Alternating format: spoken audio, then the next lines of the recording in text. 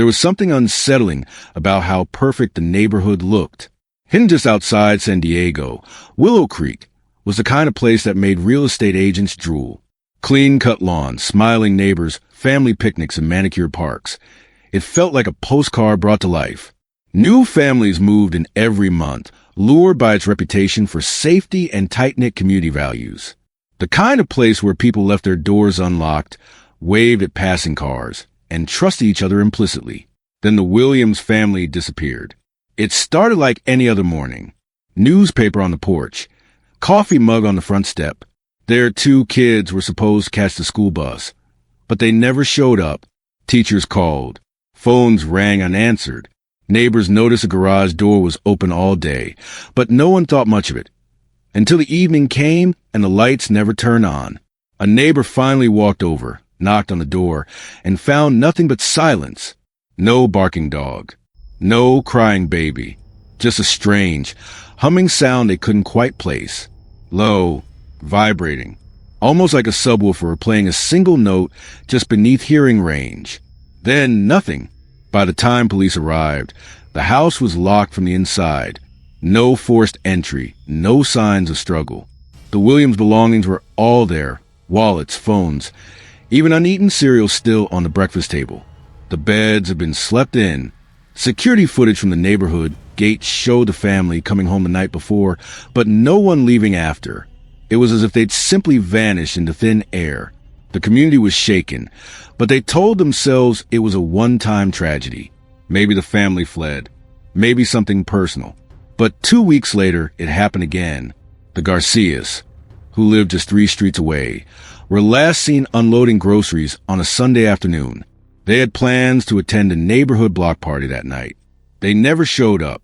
The next morning, a neighbor found their front door wide open and all the lights on. The family car was still in the driveway. Inside, the same eerie pattern. Everything in its place, nothing missing except the people. The only unusual thing? That same low-frequency hum had been reported by a neighbor across the street just past 3 a.m. It didn't take long before whispers turned into full-blown fear. Residents began comparing notes, realizing how similar the 2 cases were. Police combed the area for leads, but there were no fingerprints, no signs of forced entry, no ransom notes, nothing. It was as if the families had dissolved into walls. Within 2 months, 5 families had vanished. Each disappearance was spaced exactly 13 days apart. Always overnight, always without struggle, and always with someone nearby mentioning the strange, vibrating hum in the air. A few neighbors speculated about faulty wiring or interference from a nearby radio tower. Others suspected something far darker, but the HOA board maintained its stance. It was nothing more than rumor and panic. They held emergency meetings behind closed doors and issued carefully worded statements urging residents to remain calm. They promised additional security measures, but no one ever saw them implemented. That's when Jack Nolan started paying attention, a retired homicide detective. Jack had moved to Willow Creek with his wife after decades on the force. He wasn't the kind of man to scare easily, but something about these disappearances didn't sit right with him. It wasn't just a lack of evidence. It was an eerie consistency. Too perfect, too clean. Even serial killers made mistakes, left behind traces of chaos.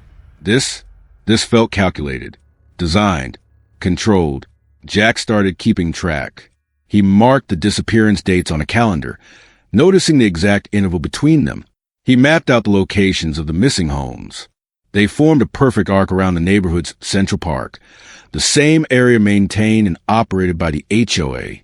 He requested access to the community's gate logs, but was told they were under review. He asked to see security footage from the park surveillance cameras and was told they'd been accidentally erased. It was the same story every time. Blocked access, missing files, hollow reassurances. Jack had seen cover-ups before, but this wasn't just sloppy police work. This was something else entirely. Something engineered to keep people blind. Late one night, Jack walked the neighborhood alone. No flashlight, no phone, just listening. At 3:08 a.m., standing near the home of the latest missing family, he felt a vibration in his chest. Not loud, more like a pressure, as if the air itself had thickened. The hum was real. He wasn't imagining it. He stood perfectly still, trying to determine the direction. It wasn't coming from a house. It was coming from below. The next day, he returned to the HOA office. Smiles, warm coffee, the usual fake hospitality. But when Jack pressed him about the hum, their expressions didn't shift. Not with fear, not with concern. Just stillness.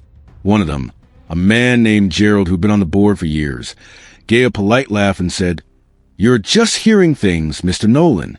This neighborhood doesn't have problems like that." Jack smiled back, but inside, alarms were screaming. He'd interrogated hundreds of suspects in his career. He knew the look of someone hiding something. The board wasn't confused. They weren't concerned. They were complicit, and Jack was going to find out why. The pattern was no longer coincidence. As Jack dug deeper into the neighborhood's records, he found a disturbing commonality. Every family that vanished had filed formal complaints against the HOA weeks before their disappearance. Noise complaints, maintenance issues, disputes over fees. Nothing major, just enough to spark tension, enough to get on someone's radar. Each complaint was signed, submitted, and acknowledged, but the replies were missing. It was like the trail of communication had been intentionally severed. What unnerved Jack most was how thoroughly each family had been erased. Their names were still in the HOA system, but listed as relocated with no forwarding address. Their mail had stopped arriving. Their social media accounts had gone dormant. Public records showed no updated utilities, no forwarding mail service. It wasn't just disappearance. It was deletion, a full wipe from society. As if someone had pressed a button, then Jack began to change. He noticed it first in the mornings. Waking up more tired than usual, clothes slightly out of place, unexplained bruises along his arms. Once, he found soil under his fingernails and grass stains on his socks, though he hadn't stepped outside the night before. A neighbor mentioned seeing him wandering near the Central Park at 3 a.m., but Jack had no memory of it. He assumed stress or sleepwalking, but the feeling gnawed at him. He wasn't just missing time. He was losing control. The deeper he investigated, the more erratic things became. Locked drawers he didn't remember installing. Surveillance footage on his laptop he didn't recall downloading. One folder was titled with just a number, 1300. Inside were photographs of the most recent crime scene, taken before the police ever arrived. Angles that only someone inside the house could have captured. He stared at the images in disbelief. Blood patterns, furniture positions, even a family portrait, smeared with something red, that was never released to the public. And then, the final photo, a blurry figure leaving the back door, tall, broad-shouldered, wearing the exact hoodie Jack owned. He confronted the HOA board again, but they smiled like nothing was wrong. Offered coffee, asked about his wife's garden. Their tone never changed, but their eyes didn't blink. Their movements were synchronized, robotic. Something inside them felt off, rehearsed, as if their humanity had been replaced with protocol. And each time Jack left their office, he'd forget parts of the conversation within hours. Words dissolved in his memory like water on ink. Paranoia took root. He set up hidden cameras in his own home, pointing at the front door, the garage, even the bedroom. 3 nights later, he reviewed the footage and felt his stomach drop. At 3:13 a.m., he appeared on screen, expressionless, moving with mechanical precision. He exited the house, walked 2 blocks, and disappeared into the shadows behind a utility shed near the park. No emotion, no hesitation. Then, hours later, he re-entered his home, removed his hoodie, and placed something in the basement freezer. He had no memory of any of it. Terrified, he opened the freezer the next morning. Inside was a sealed envelope, unmarked. Inside it, he found a detailed floor plan of the next house schedule for relocation, the home of a single father and his son who'd recently filed a noise complaint. A date was circled in red ink, tomorrow, Jack's own handwriting. Flashbacks came in waves. Flashes of him standing over bodies, cleaning blood off doorknobs, digging shallow holes in pre-marked plots beneath the park's surface. Images of the HOA board members watching through monitors, cold voices giving instructions through earpieces. And then the sound, the hum, always the hum. Low, constant, pulsing like a synthetic heartbeat. It wasn't just a sound. It was a trigger. The truth surfaced in pieces. Jack was part of a long-abandoned government experiment, Operation Sublevel, a classified behavioral control project designed to test localized mind programming on unsuspecting civilians. Willow Creek wasn't a real neighborhood. It was a controlled zone, built from the ground up for one purpose: data collection. The HOA board wasn't bored at all. They were handlers. Each disappearance was a scheduled event, meticulously tracked, and Jack had been the perfect tool. Trained to investigate just enough, then clean up before his mind wiped itself. He was both a detective and a disposal crew. They programmed him to be curious, but not too curious. Loyal but expendable. Every 13 days, the signal would activate. The hum would trigger his secondary persona. He would carry out the mission, return home, and forget everything by sunrise. But something had changed. The programming was breaking down. Jack was starting to remember, and someone knew. The final envelope arrived in his mailbox with no stamp.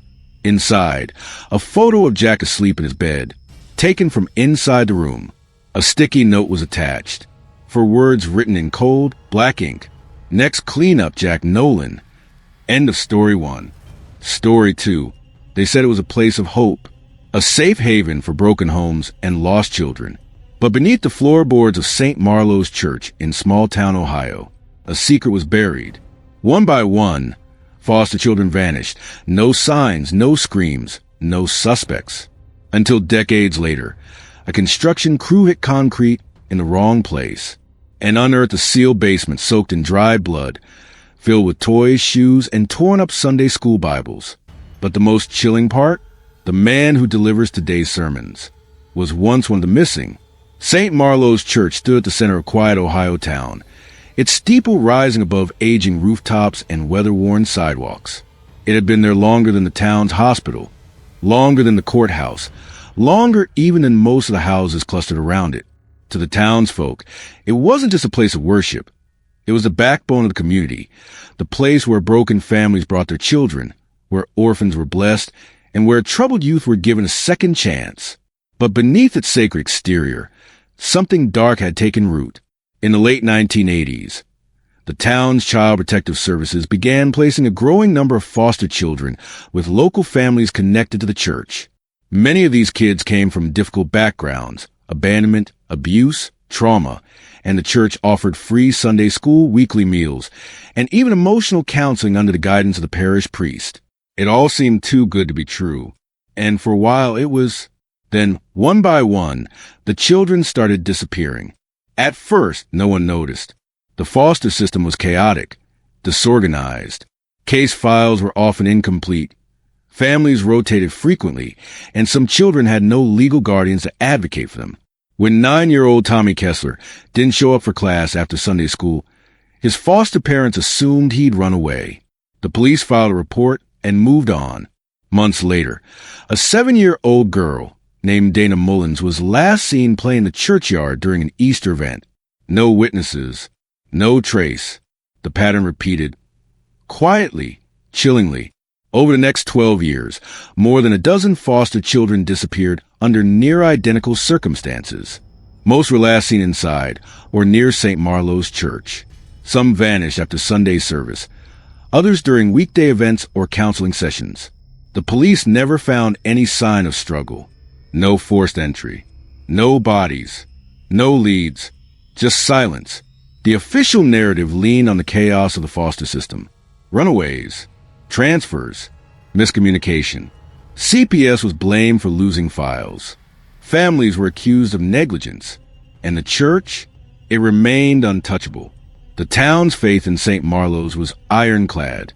Its priest, Father Reginald Fairmore, was beloved, seen as a guardian angel who had dedicated his life to helping the less fortunate. No one dared question him.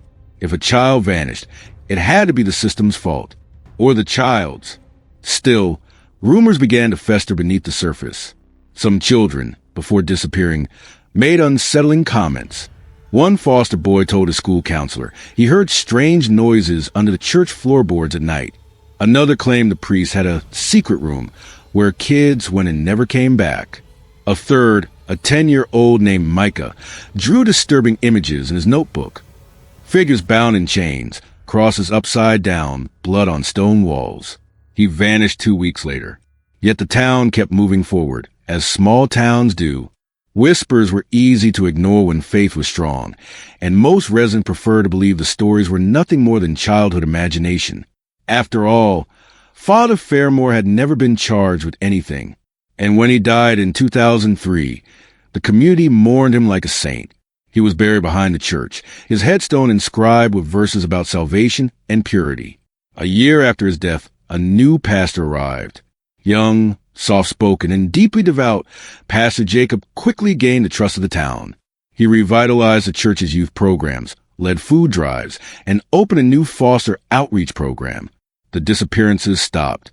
For a while, it seemed like the past had been buried along with Father Fairmore. But one case remained different from the rest, one that never faded from memory. In 1995, a foster boy named Caleb Mitchell vanished after attending a Sunday school class. Unlike the other cases, Caleb had a social worker who kept meticulous records. His last documented location was St. Marlowe's, signing at 9:02 a.m. for morning service. By noon, he was gone. His file noted something odd. 2 days after his disappearance, the church submitted a transfer notice claiming Caleb had been placed with a new family, one that CPS had no record of approving. The signature on the document belonged to Father Fairmore, and then Caleb's file disappeared, gone from the system, as if he never existed. Over the years, the story faded like the rest, but some people never forgot Caleb. A few retired officers still mention his name. Old case workers remember his quiet eyes and how uncomfortable he seemed around the church. But no one had answers. No remains. No evidence. Only questions. And a growing unease that maybe the truth had been buried too deep to ever be found. St. Marlowe's kept its doors open. The sermons continued. The candles were lit. But beneath the altar, behind the stone walls, something was waiting, and time would soon run out before it was uncovered. Nearly 2 decades passed before anyone disturbed the hidden rot beneath St. Marlowe's church. The town had moved on, and so had the congregation. Sunday school classes were full again, the pews packed, and Pastor Jacob, now in his 30s, was praised as a miracle worker who brought life back to a once-fading parish. He was quiet, gentle, always seen helping the elderly or comforting foster children, many of whom now looked to the church as a place of safety. No one questioned his background. No one asked where he came from. And no one remembered that he bore the same first name as the boy who vanished years earlier, Caleb. It wasn't until a renovation project was greenlit that the ground began to shift. The church had received a state grant to restore its foundation and expand its lower-level community center. Construction crews arrived to assess the structural integrity of the basement. Within days, they found something that wasn't on the blueprints. A second wall behind a utility room. Solid concrete. Seamless. Unmarked. But it didn't belong. An old janitor mentioned it was sealed off sometime in the 90s, though no one had documentation to support it. Curiosity turned to dread when the wall was broken down. What they uncovered was a hidden, soundproof chamber. No windows, no light, and no ventilation. Inside the room were piles of decaying children's belongings, shoes, small backpacks, Sunday school notebooks. The walls were stained in places, and faint, rust-colored smears led toward the corners. Crude drawings were etched into the concrete. Stick figures, crosses, crying faces. And in the center, a rusted chair bolted to the floor with leather straps on the arms and legs. Investigators were called immediately. Forensics teams moved in. The evidence was undeniable.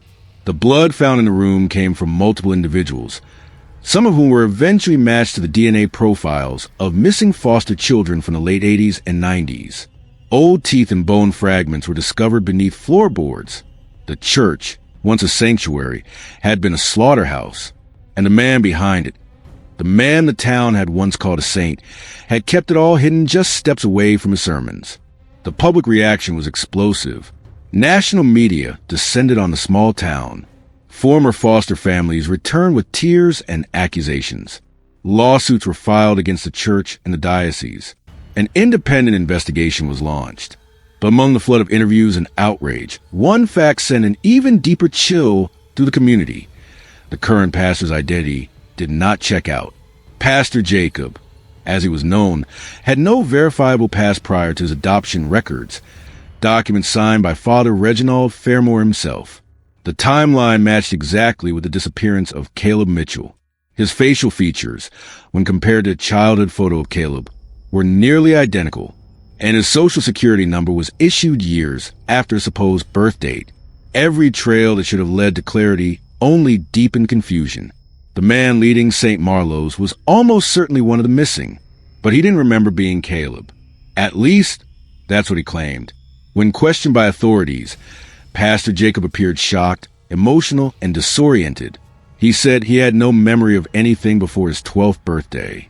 His earliest memories were being in a foster home in a nearby city, adopted shortly after by a church family. But that family no longer existed. Both parents had died in a car crash years prior. No witnesses, no testimonies, no one left to confirm his version of the story. As the investigation grew, psychological experts were brought in. They found inconsistencies in Jacob's behavior, moments of dissociation, sudden mood shifts, unexplained phobias related to confined spaces and basement areas.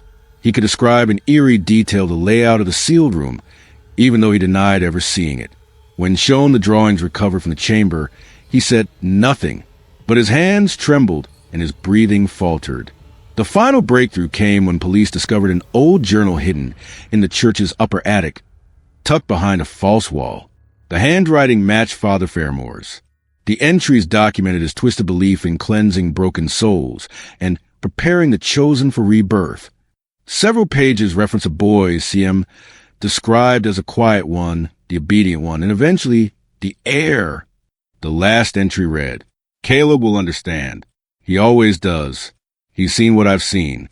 He'll carry the flame when I'm gone." That single sentence unraveled everything.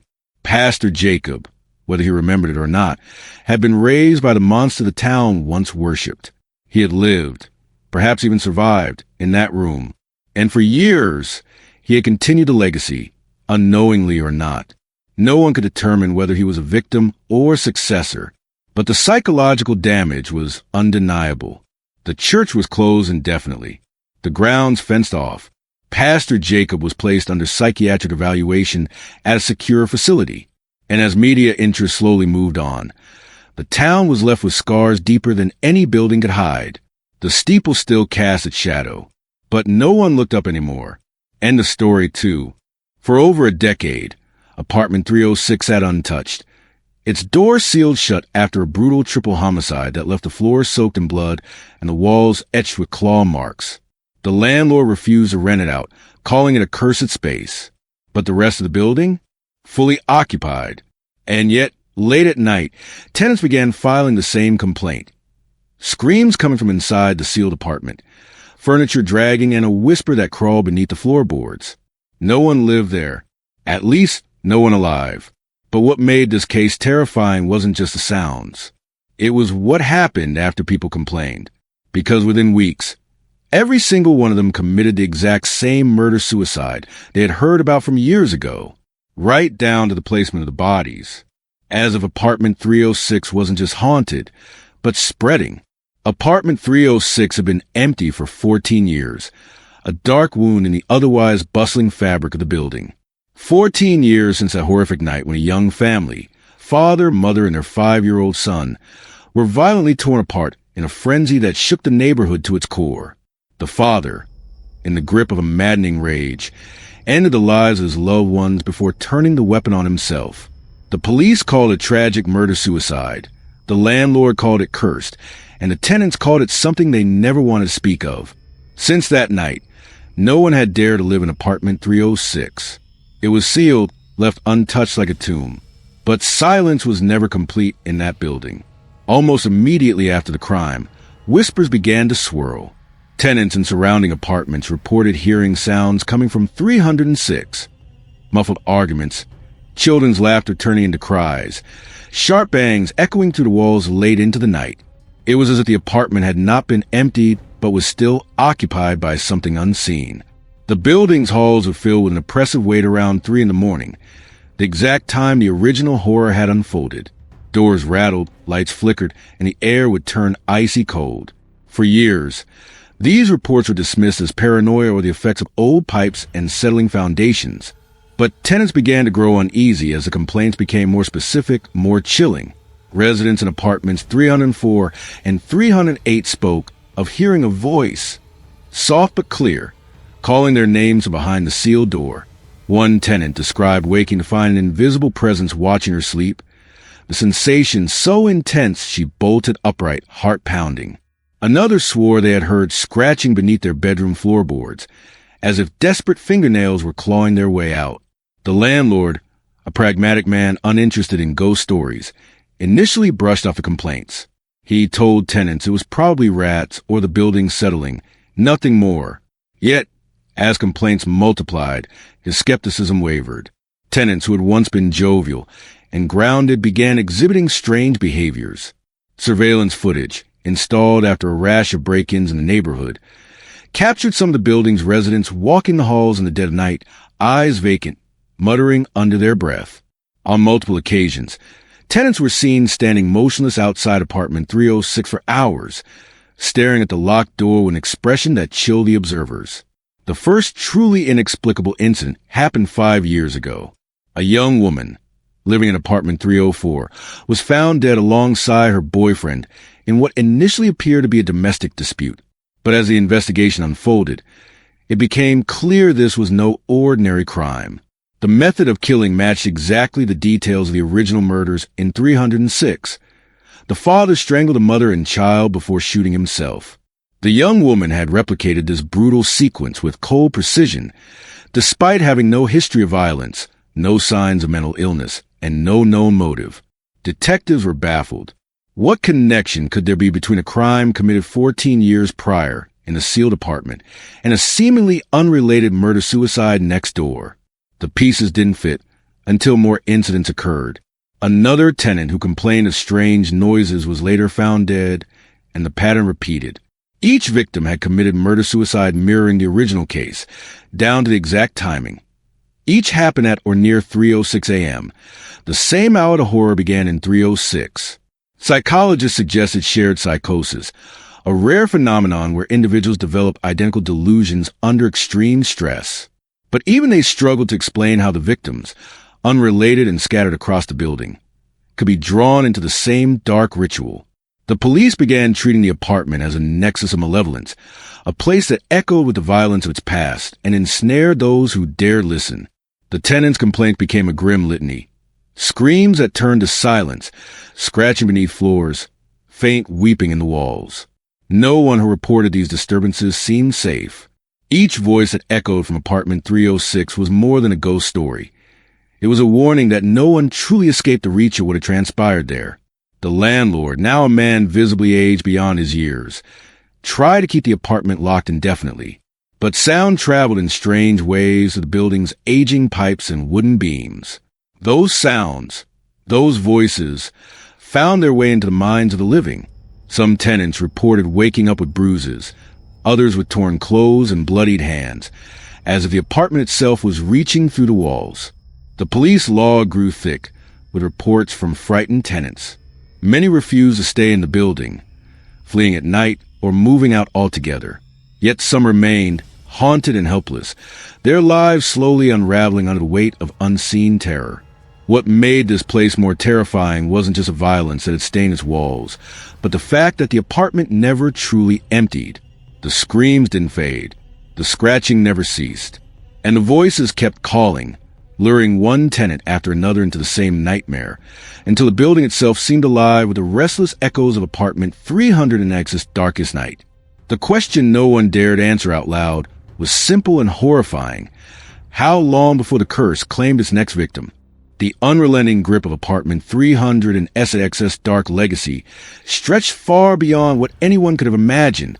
The strange occurrences escalated from mere noises to physical and psychological torment, engulfing the building and all who lived within it. Reports from tenants began to reveal not only auditory hallucinations, but disturbing symptoms of possession and dissociation. Individuals who once appeared stable slowly unraveled, their identities merging with a violent past that haunted the sealed apartment. Medical professionals who examined the tenants describe a range of symptoms: intense migraines, sleepwalking, sudden mood swings, and a pervasive feeling of being watched or controlled. Several tenants admitted hearing voices commanding them to act in ways they could neither understand nor resist. The consistency of these symptoms across unrelated individuals defied conventional explanations. It was as if the apartment itself radiated an unseen influence, seeping through walls and floors, infecting minds like a psychic contagion. Delving deeper into the history of the building revealed an even darker layer beneath the surface. Before the apartment complex was built, the site had been home to a psychiatric asylum, long forgotten by the town's residents. Records showed that in 1932, a devastating fire had engulfed the asylum's east wing, killing numerous patients and staff. However, several patients were never accounted for, presumed lost to the flames. The foundation of apartment 306 was constructed atop what had once been the asylum's solitary confinement block, an area notorious for housing the most disturbed and violent inmates. The combination of a brutal modern-day crime layered over the site of forgotten suffering seemed to have created a perfect storm for a lingering malevolent presence. Theories emerged suggesting that the violent psychic energy of both the asylum victims and the 1990s murders had fused, creating a haunting imprint that refused to fade. The apartment was not merely haunted by ghosts, but saturated with residual violence that repeated endlessly like a cursed ritual. Paranormal investigators, drawn by the infamy of apartment 306, attempted to capture evidence of the supernatural forces at play. Their recordings caught whispers that weren't human, distorted voices that morphed from pleas for help to guttural growls. Faint screams echoed intermittently, and unexplained cold spots were documented throughout the apartment. The investigators' footage revealed fleeting shadowy figures and sudden drops in temperature that conventional science struggled to explain. One investigation took a terrifying turn when a team of researchers spent a night inside the apartment. Their final video, found abandoned outside the building, showed them experiencing episodes of trance-like states, speaking in unrecognizable tongues, and reenacting the violent murders from 14 years prior. The footage abruptly ended as the team appeared to succumb to an overwhelming force, their bodies frozen in postures mimicking the original victims. None of the investigators were ever seen again, deepening the mystery and fear surrounding the apartment. In an attempt to contain the growing nightmare, the landlord arranged for the apartment to be permanently sealed with reinforced concrete and security alarms.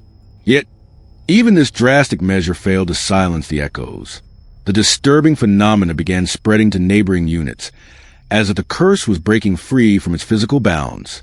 Tenants in adjacent apartments reported hearing the same screams, whispers, and scratching noises, sometimes in perfect synchronization with the sealed unit.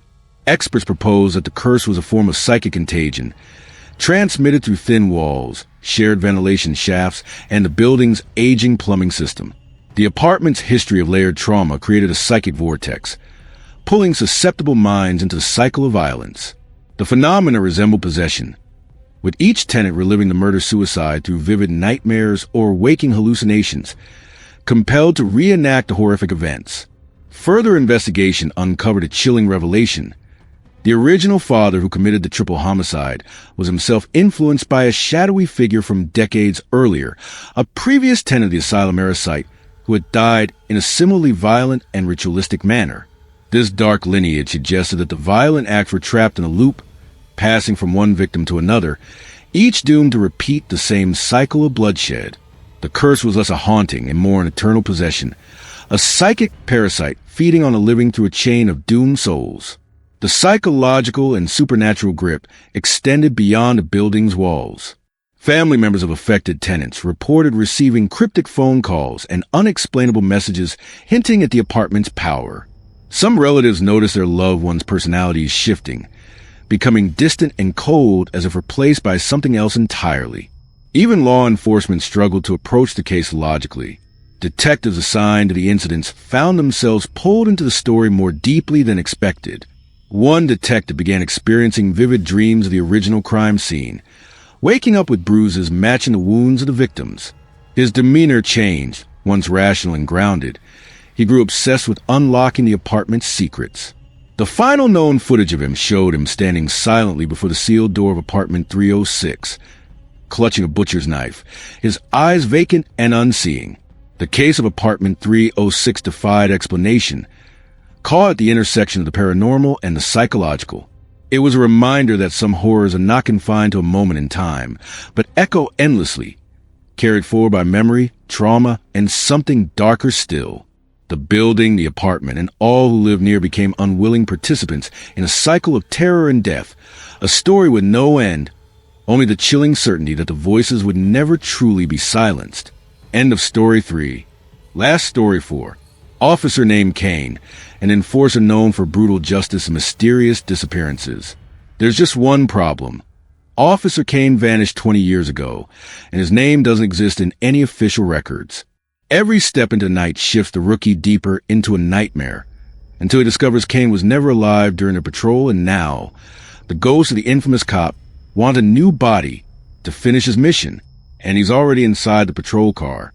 There were stories that drifted like smoke through the halls of the Detroit precinct, whispered low between the cracks of laughter and routine patrol briefings. The kind of stories that didn't have official reports, but every officer had heard them. They spoke of a man named Officer Kane, an enforcer whose name never showed up in files, whose face had never been officially documented, and yet whose legacy had been etched in terror across the old neighborhoods like a scar left to fester.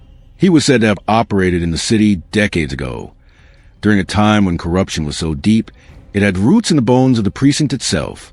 Kane was never listed as a suspect, but everyone knew the legends. Suspects went missing after questioning. Known criminals were found dead in alleyways with no investigation. Internal Affairs launched an inquiry once, after too many patterns lined up, but the case was dropped without explanation. Shortly after, Kane vanished completely. No resignation, no badge turned in, no trace. It was as if the city swallowed him whole. Some said he drove into the river one night and never came out. Others said he never left, just stopped showing up in the daylight. New recruits were sometimes told the story as a prank, a kind of twisted hazing ritual. But there was always a look behind the eyes of the senior officers, a flicker of discomfort, like the joke wasn't really a joke. They'd say things like, "Watch out for Kane on the night shift," or "Don't accept rides from strangers with old patrol cars." For most, it was urban legend. For others, especially those who worked the graveyard shifts, there was a lingering chill every time a vintage cruiser passed by with no lights on and a driver no one recognized.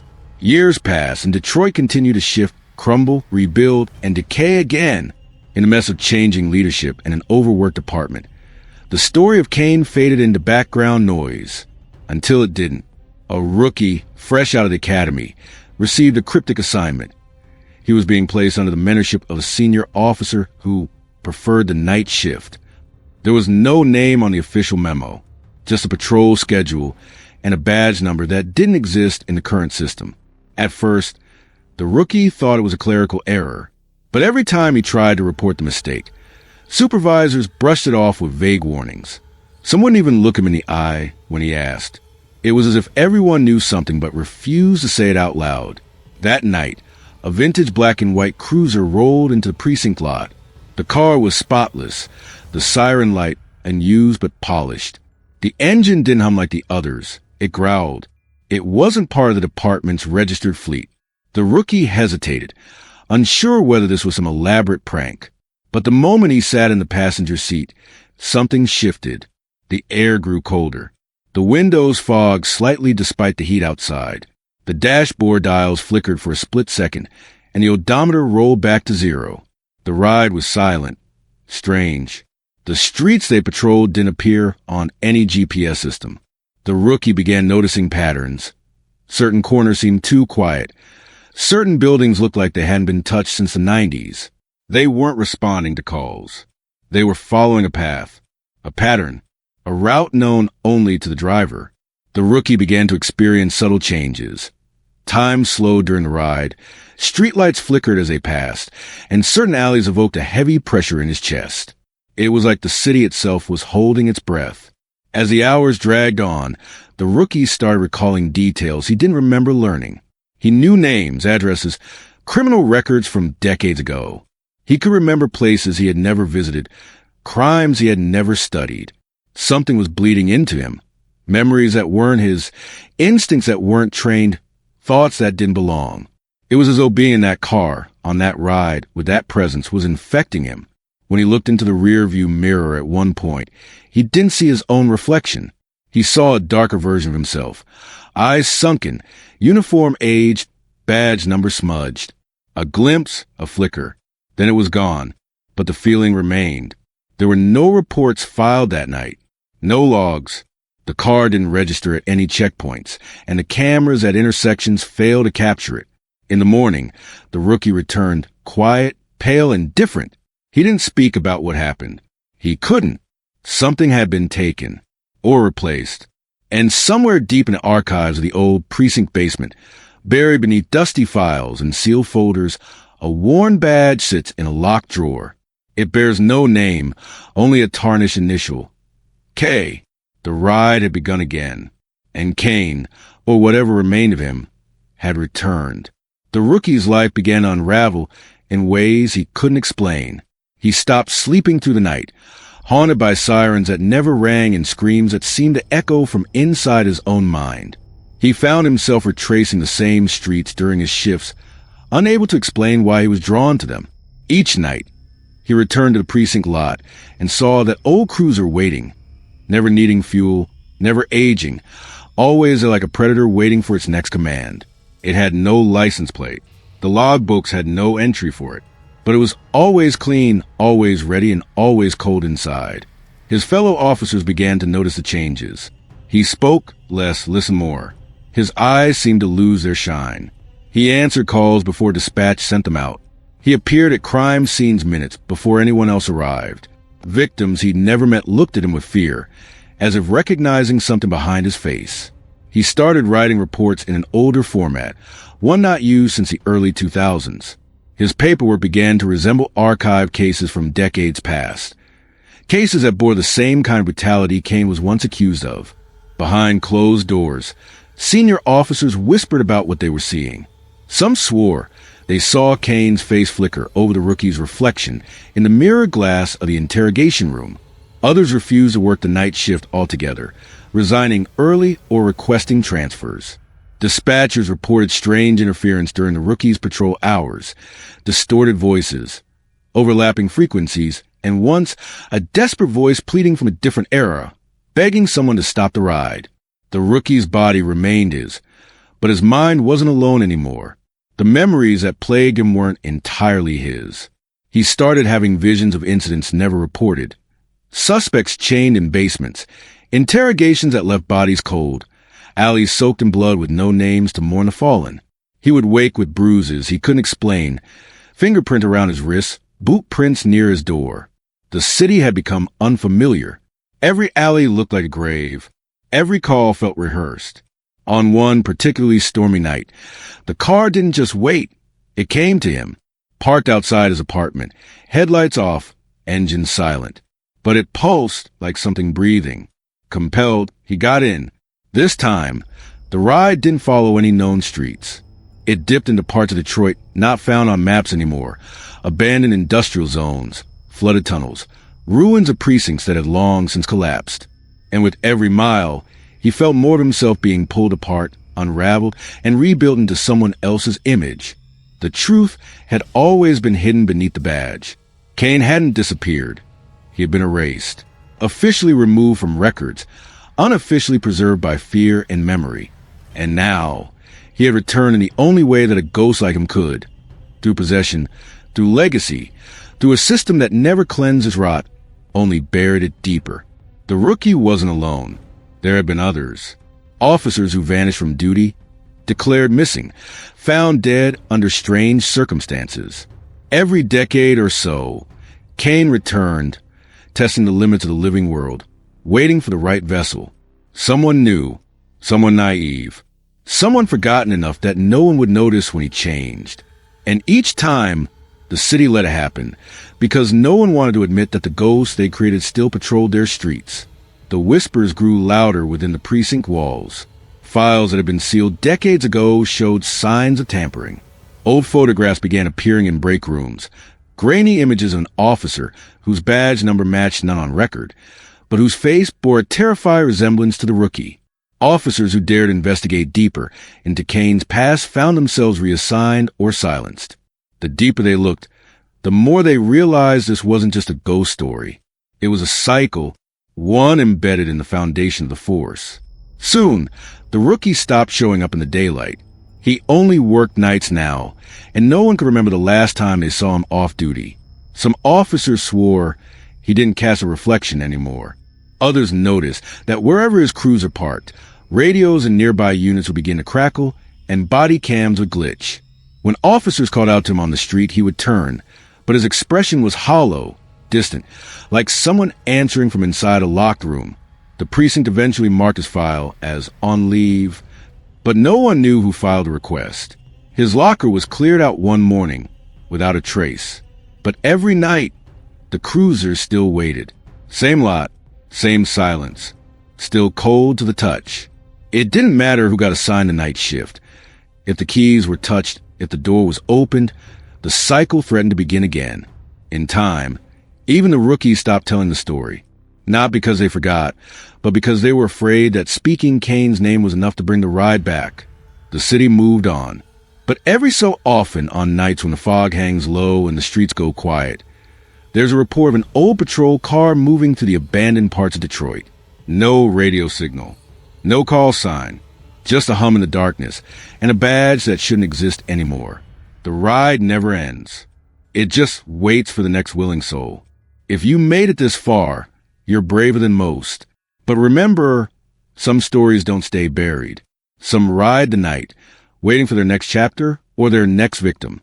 If this tale chilled your bones, subscribe to MrDarXnights, where every night is darker than the last.